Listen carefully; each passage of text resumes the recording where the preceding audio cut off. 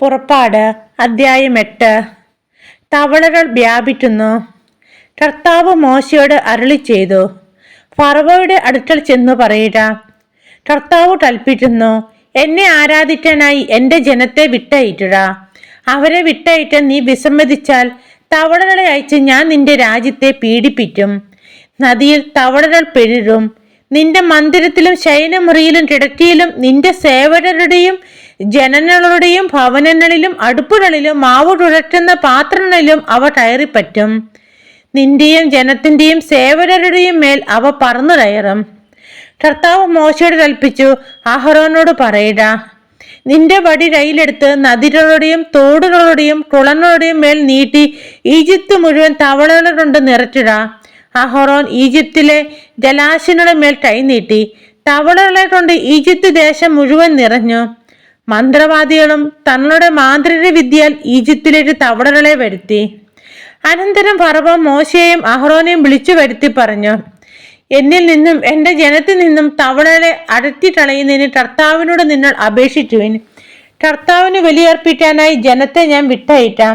മോശ ഫറവോയോട് പറഞ്ഞു, തവളകളെ നിന്നിൽ നിന്നും നിങ്ങളുടെ ഭവനങ്ങളിൽ നിന്നും അടർത്തി നദിയിൽ മാത്രം ഒതുക്കി നിർത്തുന്നതിനായി നിനക്കും സേവകർക്കും ജനത്തിനും വേണ്ടി ഞാൻ എപ്പോഴാണ് പ്രാർത്ഥിക്കേണ്ടതെന്ന് അറിയിക്കുക.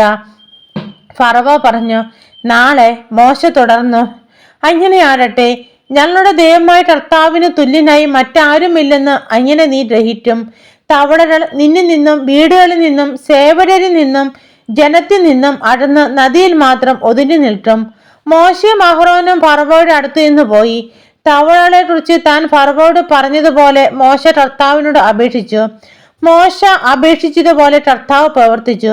വീടുകളിലും അണ്ടണങ്ങളിലും വയലുകളിലും ഉണ്ടായിരുന്ന തവളകൾ ചത്തൊടങ്ങി. അവർ അവയെ വലിയ കൂനകളായി കൂട്ടി.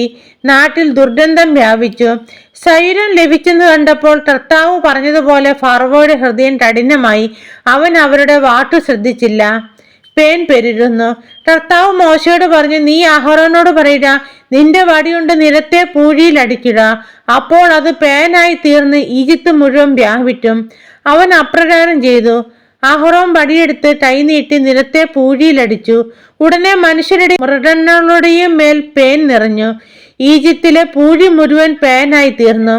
മന്ത്രവാദികളും തങ്ങളുടെ മാന്ത്രിക വിദ്യ പേൻ പുറപ്പെടുവിക്കാൻ ശ്രമിച്ചു, എന്നാൽ സാധിച്ചില്ല. മനുഷ്യരുടെയും മൃഗങ്ങളുടെയും മേൽ പേൻ നിറഞ്ഞു നിന്നു.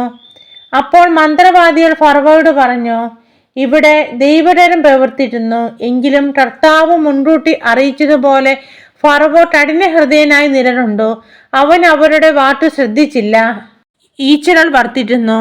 കർത്താവ് മോശയോട് അരുളി ചെയ്തു, നീ അതിരാവിലെ എഴുന്നേറ്റ് ഫറവോ നദിയിലേക്ക് വരുമ്പോൾ അവന്റെ വഴിയിൽ കാത്തുനിന്ന് അവനോട് പറയണം, കർത്താവ് ഇപ്രകാരം പറയുന്നു, എന്നെ ആരാധിക്കാനായി എൻ്റെ ജനത്തെ വിട്ടയറ്റുക.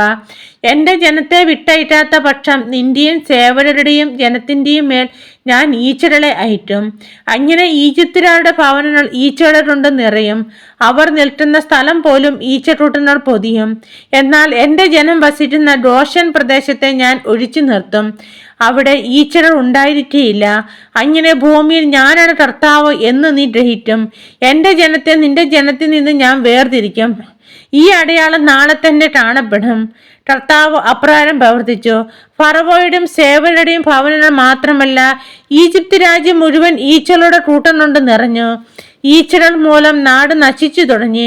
അപ്പോൾ ഫറവോ മോശയെയും അഹ്റോനെയും വിളിച്ചു പറഞ്ഞു, നിങ്ങൾ പോയി ഈ രാജ്യത്തിനുള്ളിൽ എവിടെയെങ്കിലും നിങ്ങളുടെ ദൈവത്തിന് ബലിയർപ്പിച്ചിട്ടുള്ളുവിൻ. മോശ പറഞ്ഞു, അങ്ങനെ ചെയ്യുന്നത് ശരിയല്ല. കാരണം ഈജിപ്തുകാർക്ക് അരോചനമായ വസ്തുക്കളാണ് ഞങ്ങളുടെ ദൈവമായ കർത്താവിന് ഞങ്ങൾ ബലിയർപ്പിക്കുന്നത്.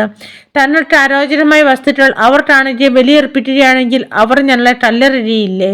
കർത്താവിൻ്റെ കൽപ്പന അനുസരിച്ച് ഞങ്ങൾ 3 ദിവസത്തെ യാത്ര ചെയ്ത് മരുഭൂമിയിൽ വെച്ച് ഞങ്ങളുടെ ദൈവമായ കർത്താവിന് ബലിയർപ്പിക്കട്ടെ.